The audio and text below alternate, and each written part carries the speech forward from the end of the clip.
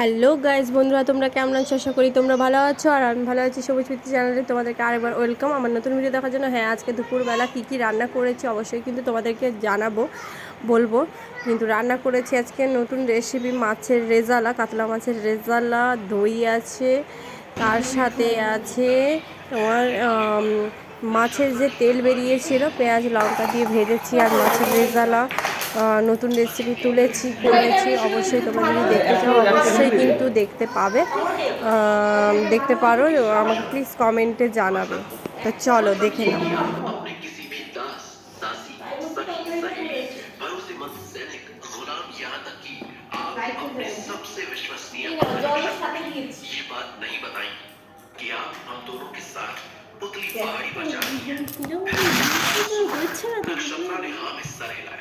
जिस पर भैरव ने आगे कहना शुरू किया। पहाड़ी का रास्ता अत्यंत कठिन, दुर्गम और भयानक खतरों से भरा हुआ है। ऐसे में मैंने महाराज सोम को ये वचन तो दे दिया है कि हम आपकी सुरक्षा करेंगे, लेकिन मैं चाहता हूँ कि ऐसी कोई स्थिति न आए तो ज्यादा बेहतर है। मेरा आपसे निवेदन है कि रास्ते में जितना हो सके उतना सावधान रहिएगा, क्योंकि जो खतरे हमें पुतली पहाड़ी पर मिलने वाले हैं वो आपके इस महल के अंगरक्षक या गुलाम नहीं होंगे जो पलट कर आप पर এটা হচ্ছে পটল আর আলু দিয়ে तुम्हारे कहने का मतलब है কে देखो ভালো লাগে मैं शक्तिहीन हूँ और मैं सिर्फ उनसे लड़ूंगा जो এটাও খারাপ করে कमजोर যাতে हैं খেতে या না जो मुझ পারে। पर वार नहीं कर सकते। मैं बस इतना समझा रहा हूँ कि यदि कल दुश्मन आपके सामने हो तो उन पर वार करने से बिल्कुल मत हिचकिचाइएगा, भले ही मेरी या गुरु की जान दांव पर क्यों न लगी। मैं आपसे यही वचन चाहता हूँ कि हमारे लिए आप ना तो अपने आप को रोकेंगे ना अपने वार को। आप बस দুজনকেই দেখা যায়, और जो नियति ग्रंथ को प्राप्त करने में आपकी मदद करेगा। দুজনকে দেখা ऐसे में যায়। फिर আমাকে चाहे তো आपको দেখা हमारी যাচ্ছে না মাত্র। जान भी लेनी पड़े तो आप अपने कदम पीछे मत हटाइएगा। तुम्हारी जान की परवाह तो मुझे अभी भी नहीं है, कहो तो साबित करके दिखाओ। राजकुमारी नक्षत्र अपनी तलवाते हुए भैरव की गर्दन पर रखते हुए कहती हैं, এটা দিয়ে পরে খাওয়া শেষ করে তারপরে সবজি দেবো। हल्की सी मुस्कान खिलती। मुझे आपकी सुरक्षा का दायित्व मिला हुआ है, वरना मैं आपको ये मौका जरूर देता। वैसे একটা করে তরকারি मैं দিচ্ছি, आपका भक्षक একটা नहीं করে बन শেষ सकता। করো, इतना घमंड है तुम्हें अपने ऊपर, এটাও দেবো। विश्वास है। घमंड वो है जो आप এটা कर হচ্ছে रही हैं, পটল আর আলু वो भी দিয়ে अपनी इस পোস্ত। तलवार के साथ जिसकी धार कमजोर ভালো पड़ লাগে। चुकी है। भैरव के वो शब्द नक्षत्र के सीने में चुभते चले गए और उसने क्रोध में देखते हुए अपनी तलवार কেমন को হচ্ছে बिजली খাচ্ছ? की तरह लहराते हुए পটল আর भैरव আলু पर দিয়ে वार कर পোস্ত। दिया। पहले तो भैरव अचानक हुए इस वार से लड़खड़ा गया, लेकिन फिर खुद को संभालते हुए वो खड़ा हुआ। आवेश और क्रोध में भरी नक्षत्रा ने भैरव पर एक के बाद एक 4-5 वार किए, लेकिन भैरव उन वारों से आराम से बच गए। अपने वारों को बेअसर होते देख नक्षत्रा ने गुस्से में और तेजी से वार करना शुरू कर दिया, जिन्हें भैरव अपने होठों पर एक मुस्कान बिखेरते हुए बचा लेता है।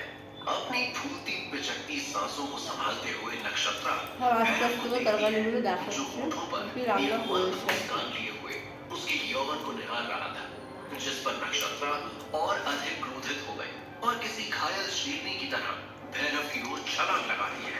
भैरव फौरन अपनी एड़ी पर लट्टू की तरह घूमता है और नक्षत्रा के वार से बचते हुए किसी छलावे की तरह अपना तेजस निकालकर नक्षत्रा की तलवार पर जोर से वार करता है और नक्षत्रा की तलवार बीच में से टूटकर এটা দিয়ে দিচ্ছি।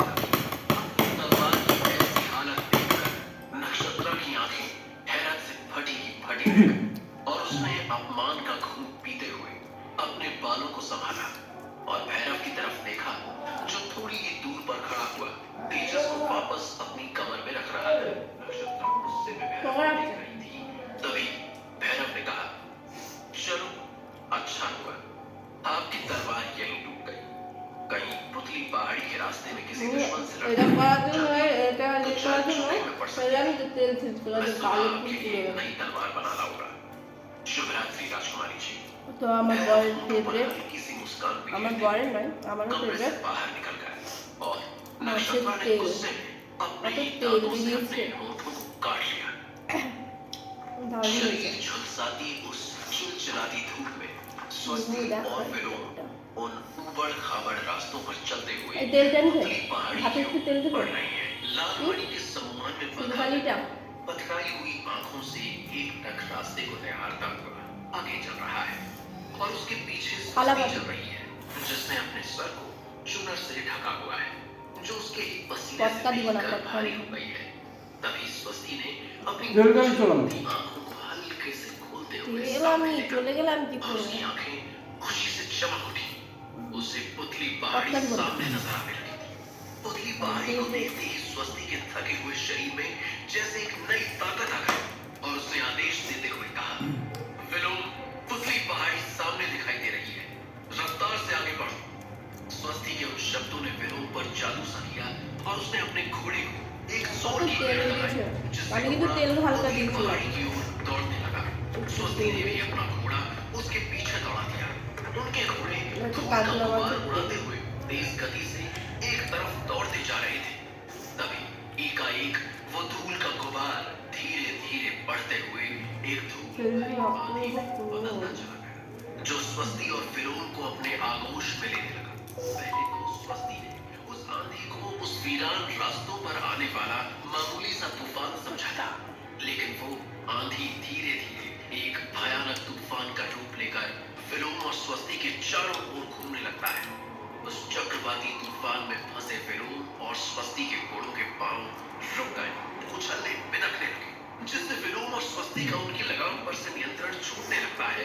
वो दोनों किसी तरह अपने आप को संभालते हुए खुद को गिरने से बचाए हुए हैं, लेकिन तभी उस तूफान में धूल भरी आंधी के साथ साथ धारदार हथियार भी घूमने लगते हैं বাবা जो একটু स्वस्ति और फिरौन को अपना निशाना बनाना शुरू करते हैं। उस आंधी में स्वस्ति और फिरौन को कुछ भी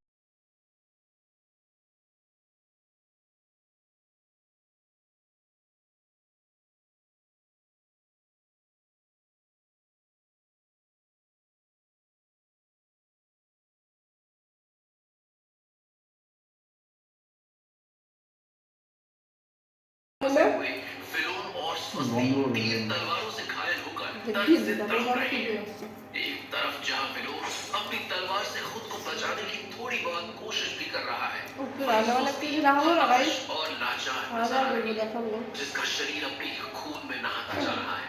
बस थोड़ी देर और वो दोनों उस तूफान में फंसे रहते, फिर उनकी जान ही उस तूफान से बाहर निकलती।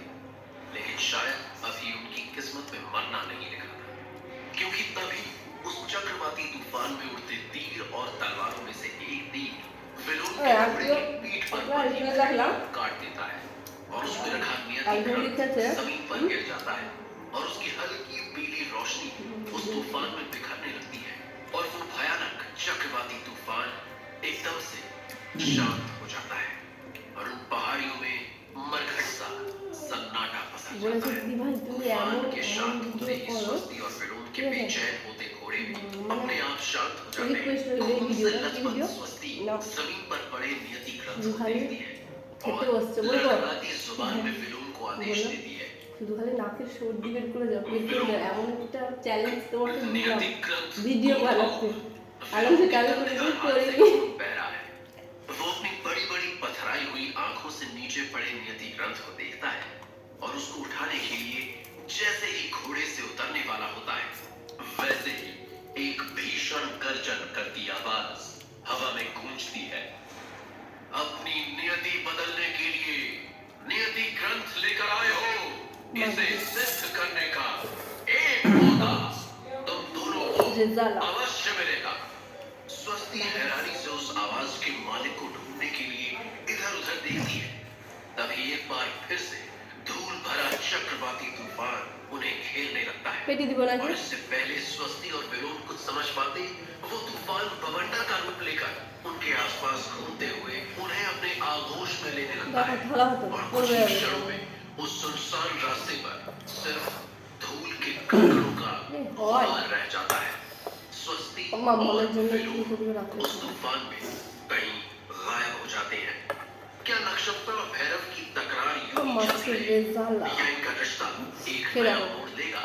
स्वस्ति और फिरौन क्या ऐसी घायल स्थिति में नियति ग्रंथ को सिद्ध कर पाएंगे? মামার इस জন্য चक्रवाती तूफान में स्वस्ति और फिरौन कहाँ गायब हो गए हैं? जानने के लिए सुनते रहिए भैरव सिर्फ पॉकेट एफएम पर। তো আমি নিয়ে নিচ্ছি মামামের জন্য থাকলো তো মামাম अब খাবে तक आपने सुना कि लाल ज्योतिष आंखें बताते हैं कि नियति और ग्रंथ खाने को अच्छी चुराने दही वाला दही खावे उसका तो नहीं प्रयोग तब तक नहीं कर सकता दही जब আছে तक वो उसे दही তোমাকে सिद्ध আগে ना कर ले। এই ব্যাস ऐसे রান্না में यदि भैरव को नियति ग्रंथ খেয়ে को ना দেখাচ্ছি है একটু तो उन्हें पुतली पहाड़ी पर जाकर नियति ग्रंथ को सिद्ध करके भालो उसका होता। नया स्वामी बनना होगा। এই অনুষ্ঠান বাড়ি गुरु और বলতে भैरव पुतली पहाड़ी पर देखिए, जाने के लिए मान जाते वो हैं, अनुष्ठान वाली लेकिन बातें तभी कि- नक्षत्रा भी उनके साथ जाने का ऐलान करती है। अब आए बचना? नक्षत्रा के फैसले पर उस पूरे कक्ष में खामोशी छाई हुई थी। महाराज सोम के जिसका चेहरे ये पर खड़ा। चिंता की क्या? लकीरें गाढ़ी हो रही थी। তারা কোথাও और বলো भैरव उन को सिले आंखें